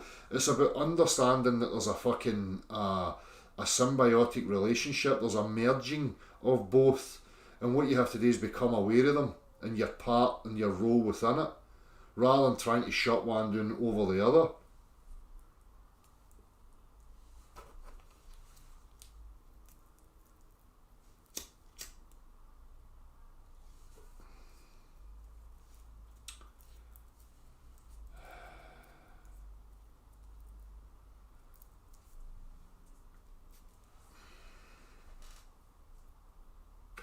Does anybody even know what the fuck I'm talking about? I know what I'm talking about.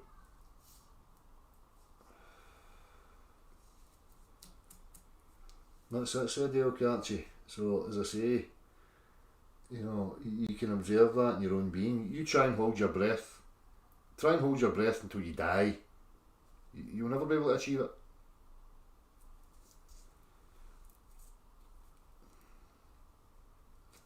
So what's going on there? What's running that material process, that program? Because it's certainly not you. When you cut yourself or you have an injury and it repairs, what's repairing it? It's not you. What's directing that? It's not your volition, it's not your will. What's making that happen?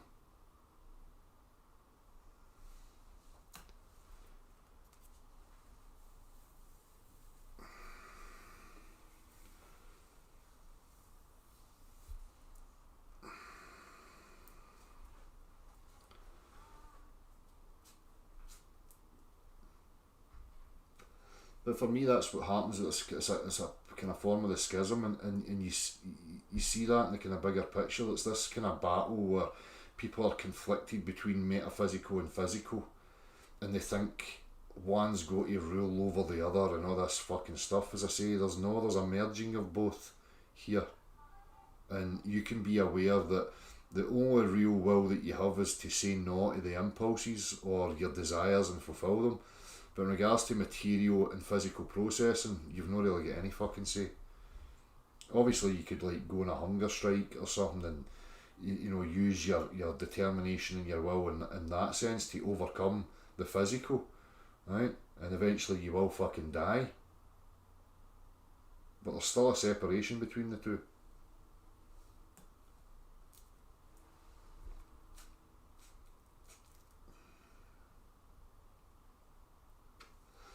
It's not just material. That's the thing. OMB, there's a very definite, you know, two worlds at play. There's a physical and there is a metaphysical. Your emotions, your mental processes, your thoughts, your emotions. These things are non-physical. Show me them. Show me your memories.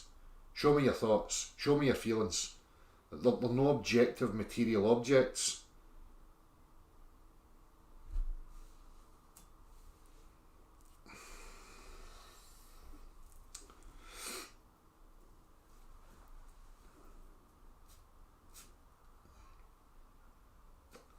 Nick 3, I struggle with alcohol, it's hard to say no. Maybe that's because you're deluding yourself into what society tells you.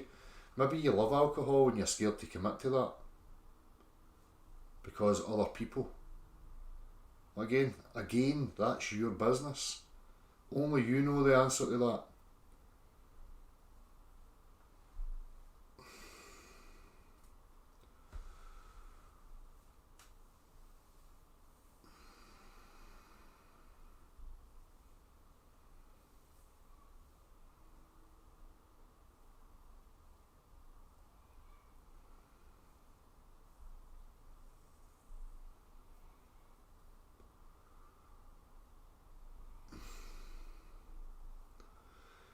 Your thoughts are chemical interactions. That's just, you know, a proposed explanation. That doesn't verify any of it. You know, well, show me the chemicals. Get the chemicals then that make these thoughts and produce thoughts for me. Again, you know, how are you influenced by these philosophical ramblings from absolute lunatics who try and push narratives and agendas? Right, in regards to mainstream science and what it means to be a human. I've always said that. Why are these people trying to push existential stories? Right, fucking religious nonsense about who we are and who they think we are and what the body is and what the mind is and the mind's just chemical processes, it's just material stuff. that does this and does that, and it makes you thoughts, and your consciousness is an illusion. You know, I've said this so many times before. You know, consciousness is an illusion, but you're still experiencing it. There's still an aspect that has an experience, right? Even in a dream state, when you're sleeping, you wake up and you remember you had a dream, right? The similarity between you being awake in the real world and when you're sleeping in the dream world is that there's an experiencer experiencing something, and that's the bit that they can never get to. Now, they can waffle about processes and mental processes and chemicals and yada yada, but they're always going to overlook or try and overlook the fact that there has to be an experiencer there that's conveying it, showing you that you're not an automaton, you're not a fucking robot, a lumbering piece of fucking sausage.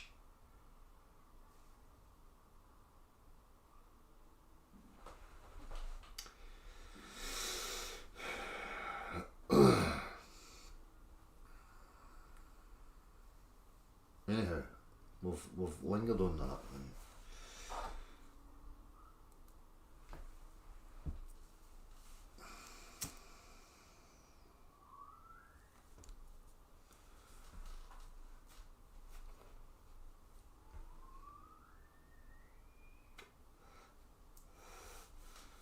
I have done them, Hugo Chavez, I have.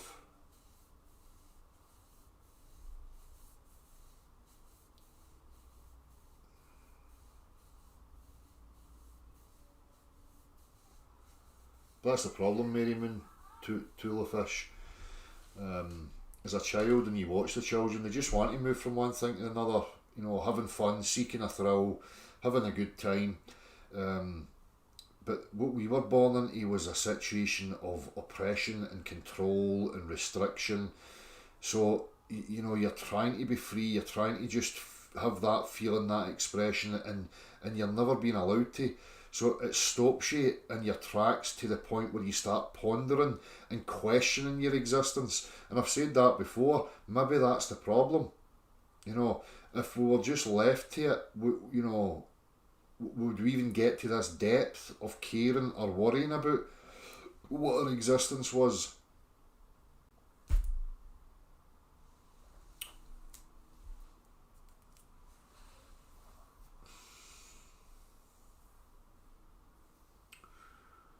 Yeah, I was proving the shape of the earth really that important. Here we go again. I'm not even going to respond to that. For you to ask that question, then for you and where you are in your mind right now, no, it's not. Until you realise the significance of that, I can't help you.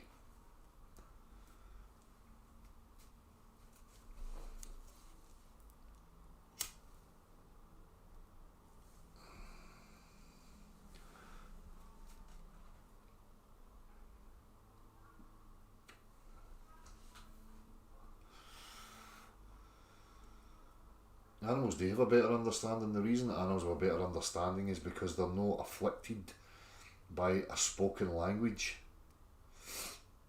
They pay attention to the other subtleties, the other aspects of communication.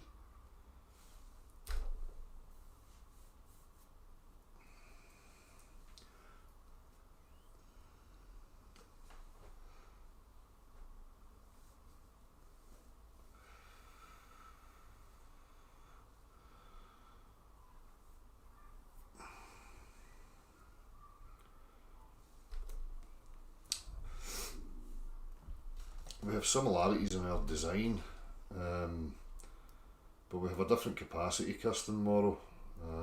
We have the ability to question our own existence. Not that I'm making any assertions that animals don't, because I've never been an animal to know, and my dog can't communicate with me to tell me that, you know, she's sitting there questioning her existence. For all I know, she could be sitting in there right now going, what the fuck is all this about? What am I here?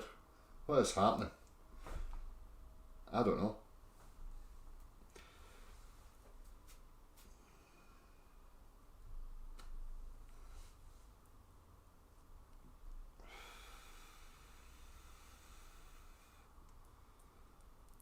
I don't know, Ali sometimes appears here.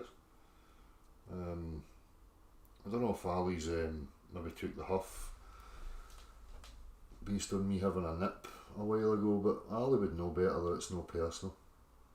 He's made a better stuff than that. I've seen him. I think he was saying something up earlier today.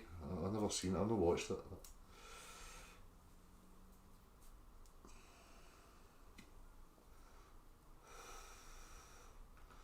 Yeah, do you think we are from this plane we occupy? I've got serious doubts. I don't know what's indigenous to this area. As I say, the white man could be indigenous to some other pond area. We could be the extraterrestrials here, for all we fucking know. I mean, the Asian or the black man, I don't even know if I'm allowed to say that now. But fuck it. You know, people that know me know I don't mean anything bad by it. But, you know, how do we know what's indigenous to this area? Again, these are all things that people assume. Oh, it's life, and this is life, and this is where I'm supposed to be, and I'm just going to follow the fucking delusional programs that are running and make these silly assertions without ever asking any real questions about it. You know, for all we fucking know, we're the white man's the extraterrestrial, right? We're not fucking supposed to be here. For all we know.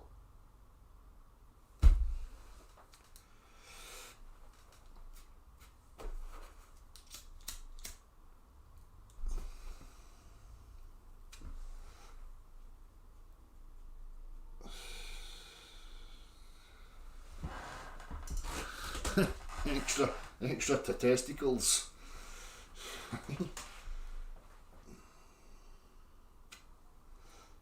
We burn in the sun, just saying. That's because we don't get enough exposure to it, Emerald Rider.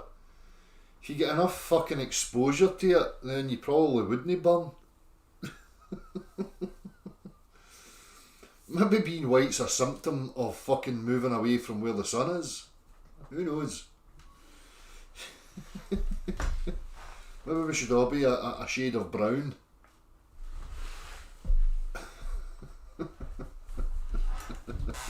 Even the gingers. They're the lightest shade of brown on the spectrum.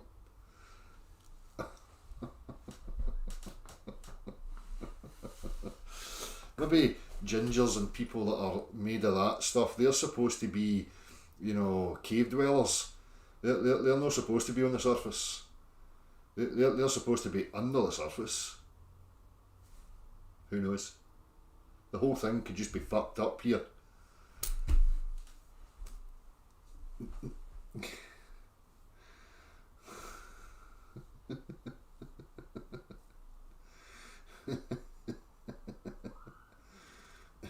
Big blue veins, man. Big blue veins. That's right. Sammy, you've no got a soul. Vinny, sorry, you've no got a soul if you're a ginger. You're a direct descendant of Satan, right? I've said that for years. Right, gingers have always got something about them. The biggest compulsive liars and manipulators I've ever met in my life have been gingers. So Vinny, you're for the watching now. You're on the radar.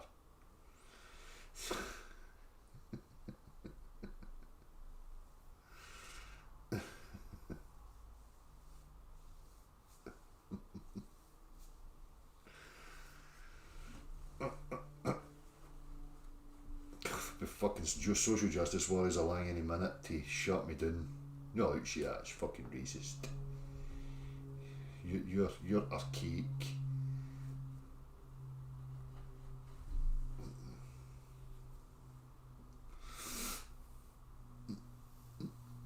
I don't watch South Park. They spoke about gingers being demonic.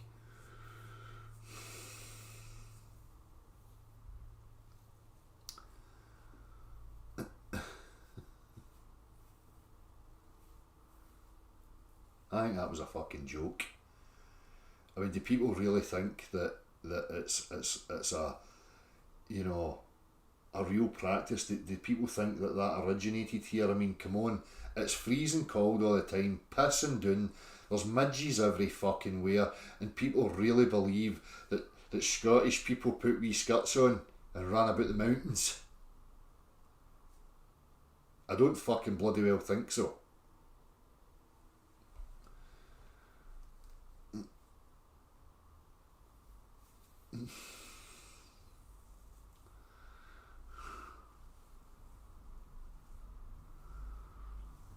Harpdale High Active Aurora Research Programme. What about it? What about it?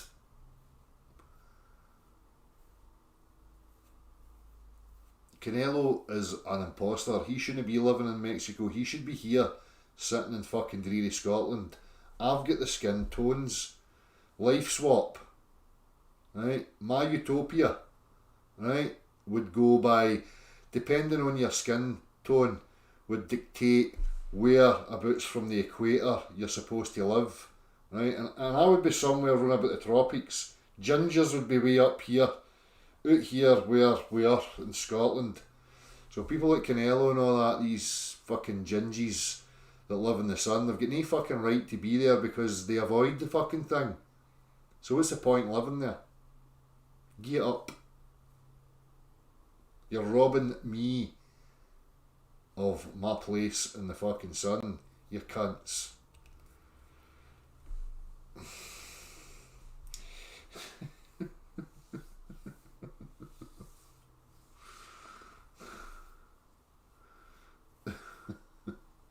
Fancy getting battered about the ring, Dale. I know what you're talking about, the Bristolian. I've heard about yous lot down there. You like to batter about rings. Don't fucking drag me into your depravity. Right?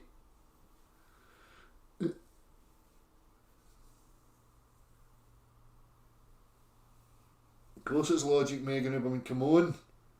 Let's get with it.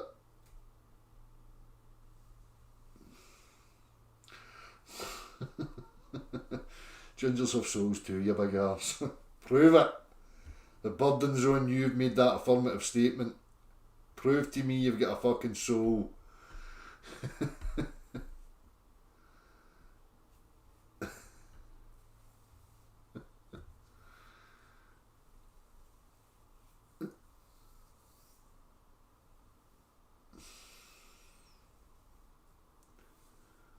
It's up to the sheep to unbrainwash themselves, unfortunately, grassroots MMA. That's just the reality of the situation. The only thing we can do is subtly and indirectly trigger them so that their ego remains intact and they can start addressing things apparently from their own.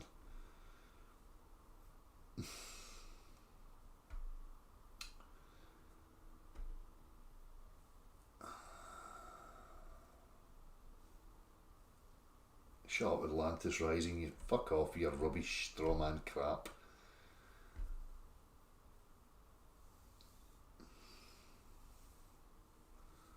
Look, it's no hard moon howling, it doesn't deserve any sort of praise. You know, human beings being able to communicate with each other rationally and sensibly should just be a standard. It bothers me that, you know, there is, you know, such a thing. For me, it should just be a standard.